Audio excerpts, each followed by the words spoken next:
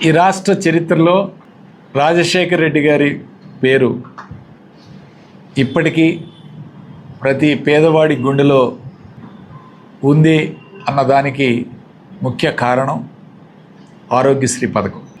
దేశంలో ఎక్కడా లేని విధంగా ప్రపంచంలోనే ఏ ప్రభుత్వం కూడా ఆరోగ్యానికి సంబంధించి ఇటువంటి పథకాన్ని ఎక్కడా కూడా ప్రవేశపెట్టని సమయంలో రాజశేఖర్ రెడ్డి గారు గొప్ప పథకాన్ని ఆంధ్ర రాష్ట్ర ప్రజలకి అందించడం జరిగింది. ముఖ్యంగా బడుగు బలహీన వర్గాల వారు, పేదవాళ్ళు ఒక కార్పొరేట్ వైద్యాన్ని చేయించుకోవాలంటే లక్షల రూపాయలు ఖర్చు పెట్టి వాళ్ళ కుటుంబాలు ఏదైనా ఆరోగ్య సమస్య వస్తే ఆ కుటుంబాలు అప్పుల పాలై చనిపోయే పరిస్థితుల్లో ఈరోజు గుండె ఆపరేషన్ చేయించుకోవటం కానీ, క్యాన్సర్ చికిత్స కానీ, అట్లానే అనేక శస్త్రచికిత్సలకి ఈరోజు ఈ రాష్ట్రంలో దాదాపు 2000 హాస్పిటల్లో ఆరోగ్యశ్రీ పథకాన్ని నడిపిస్తూ ఉన్నారు. ఏ ప్రభుత్వం వచ్చినా పేరు మార్చడమే కానీ పథకాన్ని తీసివేసే సాహసం ఎవరూ కూడా చేయలేదంటే ఆ పథకం ప్రజల్లోకి ఎంత గొప్పగా వెళ్ళిందో ఈరోజు ప్రతి ఒక్క రాజకీయ నాయకుడికి, ప్రతి ఒక్క ప్రజాప్రతినిధులకి, ప్రతి ఒక్కరికి కూడా ఈరోజు ఆ పథకం యొక్క ప్రాముఖ్యత ఏంటో తెలుసు.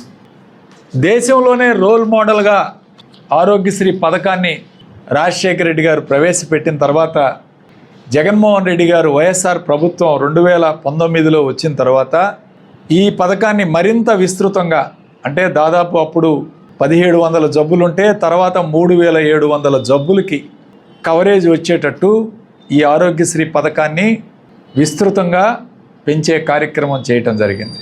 1000 రూపాయలు ఖర్చు అయ్యే జబ్బును కూడా, అంటే కామన్గా వచ్చే జ్వరాలను కూడా ఇందులోకి తీసుకొచ్చి కోవిడ్ లాంటి మహమ్మారిని ఆరోగ్యశ్రీ పథకం కింద తీసుకొచ్చి దాదాపు 700 చిల్లర కోట్లు కేవలం కోవిడ్ సమయంలోనే ఖర్చు పెట్టడం జరిగింది.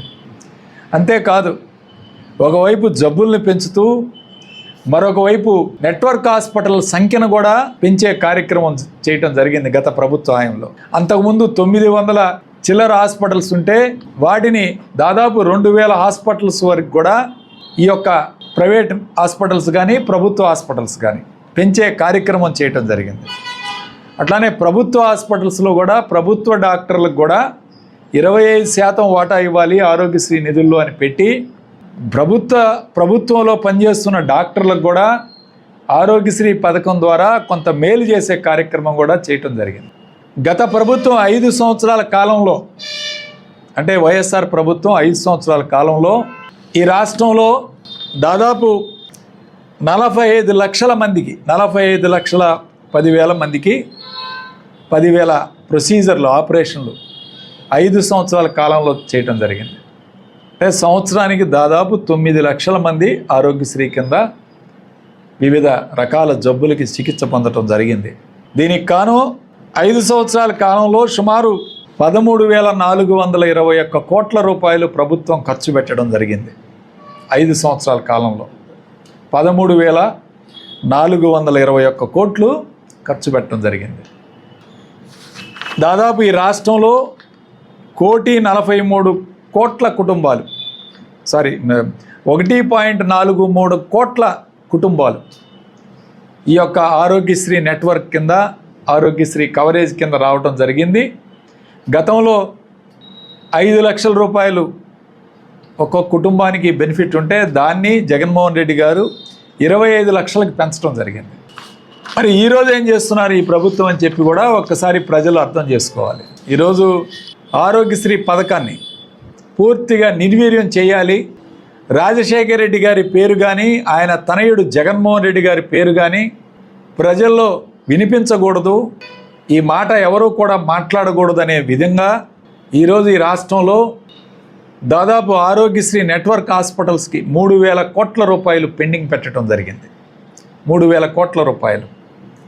దీనివల్ల ఈరోజు ప్రైవేట్ హాస్పిటల్స్లో ఒకవైపు సిబ్బందిని తగ్గించుకునే కార్యక్రమం, సిబ్బందిని తొలగించే కార్యక్రమం, సిబ్బందికి జీతాలు ఇవ్వలేక ఇబ్బంది పడుతున్న పరిస్థితి, మరొక వైపు బ్యాంకులకి లోన్లు కట్టలేని పరిస్థితి, ఈరోజు బ్యాంకుల నుంచి వీళ్ళందరూ కూడా చాలా హాస్పిటల్స్, ప్రైవేట్ హాస్పిటల్స్ ఈ రాష్ట్రంలో లోన్లు తీసుకొని దాని మీద ఈ యొక్క ఎక్విప్మెంట్, ఖరీదైన ఎక్విప్మెంట్ కొనుగోలు చేయడంలో కానీ, హాస్పిటల్స్ని అభివృద్ధి చేసుకునే కార్యక్రమంలో కానీ, ఈ యొక్క బ్యాంకుల దగ్గర లోన్లు తీసుకొని వాళ్ళకి ఇన్స్టాల్మెంట్లు కట్టలేక వాళ్ళ సిబిల్ స్కోర్లన్నీ కూడా పడిపోయే పరిస్థితి, చాలా హాస్పిటల్స్లో జీతాలు ఇవ్వలేని పరిస్థితి. ఈరోజు ఇలాంటి పరిస్థితికి తీసుకొచ్చిన ఈ ప్రభుత్వాన్ని మరి మేము ఆ ప్రైవేట్ హాస్పిటల్స్ దాదాపు ఈ రాష్ట్రంలో రోజుకి 9,000 ఆపరేషన్లు జరుగుతున్నాయి ఆరోగ్యశ్రీ కింద. ఈ స్ట్రైక్ చేయకముందు ఇప్పుడు దాని సంఖ్య 3,000కి తగ్గిపోయింది. అంటే రోజు జరిగే ఆపరేషన్లు వీళ్ళందరూ కూడా స్ట్రైక్లో పాల్గొనడం జరిగింది. ఏప్రిల్ 10వ తారీఖు నుంచి స్ట్రైక్లో పాల్గొనడం జరిగింది.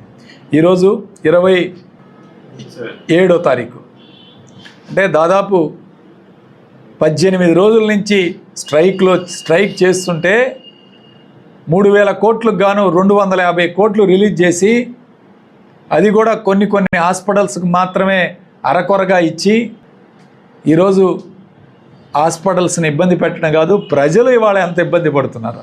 ముఖ్యంగా పేదవాళ్ళు హాస్పిటల్స్కి వచ్చి ఇటు ఖర్చు పెట్టి చేయించుకోలేక తిరిగి ఇంటికి వెళ్ళాల్సిన పరిస్థితి, చికిత్స చేయించుకోవాలంటే డబ్బులు లేక ఆ యొక్క జబ్బుతో బాధపడుతూ వైద్యం చేయించుకోలేక ఒక పరిస్థితి, కుటుంబ పరిస్థితి చూసి ఇవాళ ప్రజలు ఈ ప్రభుత్వాన్ని చీదరించుకునే కార్యక్రమం. తిట్టనవాడు అంటూ లేడు ఇవాళ, ప్రతి వాళ్ళు తిట్టడమే. వాళ్ళకి తెలుసు ప్రభుత్వ హాస్పిటల్స్కి వెళ్తే మాకు వైద్యం సరిగ్గా లభించదు, అక్కడ మమ్మల్ని పట్టించుకునేవారు ఉండరని చెప్పి ఆ జబ్బుతోటే ఇంటికి వెళ్ళి ఈరోజు పడుకునే పరిస్థితి చేస్తూ ఉన్నారు. కాబట్టి ఇలాంటి దయనీయ పరిస్థితులు ఈరోజు ఎంత ఘోరంగా మెడికల్ అండ్ హెల్త్ ఈ రాష్ట్రంలో ఉందంటే, పిహెచ్సి డాక్టర్లు మొన్నటిదాకా సమ్మె చేశారు.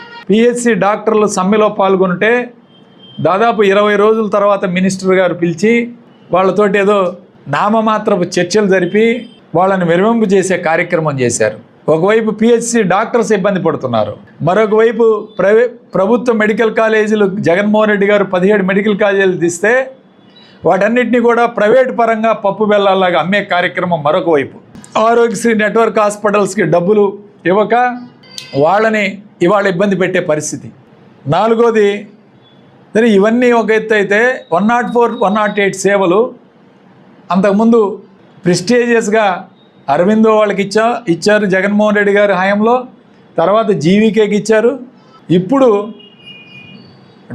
తెలుగుదేశం పార్టీ డాక్టర్ల సంఘం అధ్యక్షుడికి, ఆయనకి ఒక 5 కోట్లు వర్క్ చేసే స్థాయి కూడా లేని వాళ్ళకి 5 కోట్లు టర్నోవర్ లేని ఒక కంపెనీకి దాదాపు ఇది 300 కోట్ల రూపాయలు అయ్యే టెండర్ని నామినేషన్ పద్ధతిలో ఎటువంటి టెండర్లు పిలవకుండా ఒక తెలుగుదేశం పార్టీ డాక్టర్ సెల్ రాష్ట్ర అధ్యక్షుడికి అప్పచెప్పడం జరిగింది. ఇంతకన్నా ఘోరం ఏమైనా ఉంటుందా? జీవీకే సంస్థ ఎక్కడ, లేకపోతే అరవిందో సంస్థ ఎక్కడ? ఒక ప్రైవేటు వ్యక్తికి 5 కోట్లు కూడా టర్నోవర్ లేని వ్యక్తికి ఈరోజు 104, 108 సేవలు వాళ్ళకి అప్పచెప్పే కార్యక్రమం చేశారు. అంటే ఇది ఏ విధంగా ఈ రాష్ట్ర ప్రభుత్వం పనిచేస్తుంది, ఏ విధంగా ఈ ప్రజల యొక్క ఆరోగ్యం మీద ఇంత నిర్లక్ష్యంగా ఉన్న ప్రభుత్వాలు ఎప్పుడూ కూడా చూడలేదు. ఈరోజు ఆరోగ్యశ్రీ నెట్వర్క్ హాస్పిటల్స్ అందరూ కూడా స్ట్రైక్ చేస్తే ఇంతవరకు కనీసం వాళ్ళని పిలిచి మాట్లాడిన పాపాన పోలేదు మినిస్టర్. కనీసం ఏం జరుగుతుంది అని ఎంక్వైరీ చేసి ఆ యొక్క ఈ ప్రైవేట్ హాస్పిటల్స్ నెట్వర్క్ ఒక యూనియన్ పేరు ఆశా హాస్పిటల్స్ అంటారు. ఆశా గవర్నింగ్ బాడీని కానీ లేకపోతే వాళ్ళ అధ్యక్షులు సెక్రటరీని కానీ పిలిచి మాట్లాడిన పాపాన పోలేదు మినిస్టర్. మరి వీళ్ళకి టైం లేదా, లేకపోతే ప్రజల ఆరోగ్యం అంటే ఇంత నిర్లక్ష్యమో మాకు తెలియదు. ఇంత ఘోరంగా ప్రజా ఆరోగ్య వ్యవస్థని కూనీ చేస్తున్నారని చెప్పి ఈరోజు మాట్లాడటం జరుగుతాం. కనీసం మాట్లాడటానికి ఏమిటి, మీ సమస్యలు ఏమిటి, మీరు ఏం చేస్తే ప్రజలకు సేవ చేస్తారనే మాట కూడా మాట్లాడటానికి టైం లేదా, లేకపోతే నిర్లక్ష్యమా? ఈ ప్రజా ఆరోగ్యం మీద ఈ ప్రభుత్వం ఇంత హీనంగా ప్రవర్తిస్తున్నందుకు ఈరోజు వైఎస్ఆర్ కాంగ్రెస్ పార్టీ తరఫున మేము ఒకటే డిమాండ్ చేస్తున్నాం. దయచేసి రాజశేఖర రెడ్డి గారి మీద కోపం ఉండొచ్చు, జగన్మోహన్ రెడ్డి గారి మీద కోపం ఉండొచ్చు, కానీ ప్రజల మీద ఏమిటయా మీకు అంత కోపం? ప్రజల ఆరోగ్యం మీద ఏంటయ్యా కోపం? ఏ ప్రభుత్వం అయినా ఈ డెమోక్రసీలో ప్రజల యొక్క ఆరోగ్యానికి విద్యకి ప్రాముఖ్యత ఇవ్వాలని చెప్పి పెద్ద పెద్ద వాళ్ళు అందరూ కూడా చెప్తారు. ఆరోగ్యం మీద మీకు ఎందుకు ఇంత నిర్లక్ష్యం అని చెప్పి ఈరోజు అడుగుతా ఉన్నాం. మేము కోరేది ఒకటే, హాస్పిటల్స్ తరపున కానీ మా వైఎస్ఆర్ కాంగ్రెస్ పార్టీ తరపున కానీ దయచేసి ఒక గ్రీన్ ఛానల్ ఏర్పాటు చేయండి. ఏదైతే అత్యవసర విభాగానికి సంబంధించి గ్రీన్ ఛానల్స్ ఉంటాయో గ్రీన్ ఛానల్ ద్వారా నెలకి 300 కోట్లు కేటాయిస్తే అన్ని హాస్పిటల్స్ కూడా బ్రహ్మాండంగా పనిచేస్తాయి. నెలకి 300 కోట్లు ఇవ్వలేరా అని చెప్పి ఈరోజు నేను అడుగుతా ఉన్నాను. దయచేసి మీరు గ్రీన్ ఛానల్ ఏర్పాటు చేసి ఈ యొక్క నెట్వర్క్ హాస్పిటల్స్కి నెలకు కాకపోయినా 2 నెలలకు 3 నెలలకు ఇచ్చినా మేము పనిచేసాం. గతంలో పనిచేశారు హాస్పిటల్స్ అన్నీ కూడా. 3 నెలలకు ఒకసారి ఇచ్చినా సంతోషపడి అందరూ కూడా సేవలు కొనసాగిస్తారు. అంతకు మించి లేట్ చేయనట్టయితే హాస్పిటల్ చాలా ఇబ్బంది పడుతున్నారు, పేషెంట్లు ఇబ్బంది పడుతున్నారు. దయచేసి హెల్త్ మినిస్టర్ గారు సమయం వెచ్చించి అందరినీ కూడా పిలిచి చంద్రబాబు నాయుడు గారు, లోకేష్ గారు విదేశీ పర్యటనలు, పెట్టుబడులు వాటిని ఒక్కసారి పక్కన పెట్టి రాష్ట్రంలో ఏం జరుగుతుంది ఒక్కసారి కింద గ్రౌండ్ రియాలిటీకి రావాలని చెప్పి నేను డిమాండ్ చేస్తున్నాను. విమానాల్లో విదేశాల పర్యటనలు కాదు, ఇక్కడ ఈ రాష్ట్రంలో ప్రజలు ఎంత ఇబ్బంది పడుతున్నారు, ప్రజా ఆరోగ్యం ఎంత ఇబ్బంది పడుతుంది, ప్రజల యొక్క ఆరోగ్యం ఏ విధంగా ఈరోజు ఇబ్బంది పెడుతున్నారని చెప్పి ఒక్కసారి ఆలోచన చేయాలి మీరు. ఈ ప్రభుత్వానికి మేము విజ్ఞప్తి చేస్తున్నాం. జగన్మోహన్ రెడ్డి గారు 13,000 కోట్లు ఇచ్చాక మీరు ఇవ్వలేని పరిస్థితి ఎందుకు వచ్చింది? ఇవాళ అప్పులు ఒకవైపు 2 లక్షల కోట్లు అప్పు చేశారు. మరి ఎవరికి ఇస్తున్నారో డబ్బులు కూడా ఈరోజు మాకు తెలియదు, మనకు తెలియట్లేదు. 2 లక్షల కోట్లు అప్పులు చేశారు. రోడ్లు వేసారా అంటే రోడ్లు వేయలేదు. హాస్పిటల్ వైద్యానికి ఖర్చు పెట్టట్లేదు. మరి ఇవన్నీ దేనికి ఖర్చు పెడుతున్నారు? అమరావతి పనులు ప్రారంభం లేదు, పోలవరమా కేంద్ర ప్రభుత్వం ఇస్తుంది నిధులు. మరి మీరు దేనికి ఖర్చు పెడుతున్నారు? ఒక పథకం ఇచ్చారా? ఒక్క తల్లికి వందనం తప్పితే ఏ పథకాన్ని కూడా ఈ రాష్ట్రంలో ఇంతవరకు అమలు చేసిన పాపాన పోలేదు. సూపర్ 6 సూపర్ హిట్ అని చెప్తారు, అట్టర్ ఫ్లాపు. ఏ పథకాలు ఇవ్వకుండా ఇన్ని లక్షల కోట్లు అప్పులు చేసి ఒక రాజధాని నిర్మాణం లేదు, ఒక ప్రాజెక్ట్ నిర్మాణం లేదు. ప్రజల ఆరోగ్యం మీద కనీసం ఆరోగ్యం మీద ఖర్చు పెట్టాల్సింది కూడా మీరు ఖర్చు పెట్టట్లేదు. ఈరోజు ఏ విధంగా ప్రజలు ఇబ్బంది పడుతున్నారో ఒకసారి ఆలోచన చేయాలా? ఇది ఖచ్చితంగా వైఎస్ఆర్ కాంగ్రెస్ పార్టీ తరఫున మేము డిమాండ్ చేసేది. ఇప్పటికైనా మీరు ఆ నెట్వర్క్ హాస్పిటల్స్ యొక్క ప్రతినిధులను పిలిపించి వాళ్ళు మాట్లాడి ఈ యొక్క ఆరోగ్యశ్రీ మళ్ళీ ప్రారంభించే విధంగా చర్యలు తీసుకోవాలని మేము డిమాండ్ చేస్తాం. అట్లానే బీమాకి ఏదో తీసుకొస్తారని చెప్తా ఉన్నారు. ఆరోగ్యశ్రీని ఆపేసి మొత్తాన్ని బీమాలో కవర్ చేసి ఒక్కొక్క కుటుంబానికి 2.5 లక్షల చొప్పున ఇస్తామని చెప్పారు. పోనీ మీరు దాన్ని కూడా ఇంప్లిమెంట్ చేయకుండానే దీన్ని తీసేస్తున్నారు కదా, ఇదేం అన్యాయం? ఇన్సూరెన్స్ వస్తే ఇంకెన్ని సమస్యలు వస్తాయో అసలు ఎవడికి తెలియదు. కొన్ని జబ్బుల్ని అసలు తీసేస్తారు, కొంత పేమెంట్లు ఆపేస్తారు, వాళ్ళు కొర్రీలు పెడతారు, క్వశ్చన్లు పెడతారు, ఎన్నో అడ్డంకులు